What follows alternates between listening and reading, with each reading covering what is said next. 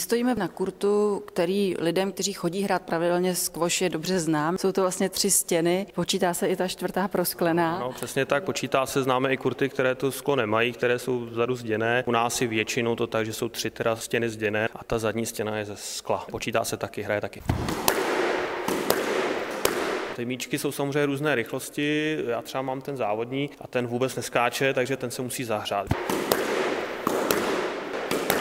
A jak dlouho to zahřívání míčku trvá? Záleží na samozřejmě úrovni těch hráčů. Teď je teplo, takže to jde velmi rychle. Samozřejmě v zimě je to složitější. U mikrofonu mám trenéra Jana Rolla, který působí ve fitness centru Chrpa na Pražském Chodově. Vy tady učíte i malé děti hrát squash. Co všechno oni musí absolvovat během toho tréninku? U těch malinkatých dětí se samozřejmě učí ty základy. Hlavně se rozvíjejí teda pohybové schopnosti, vytrvalost, rychlost, síla, minimum posilování, co nejméně toho mlácení do míčku, právě protože se jedná o jednostrannou zátěž, abychom je nepoškodili. U těch starších dětí samozřejmě se přechází na tu specializovanou přípravu a už se řeší technika úderů, pohyb a podobně.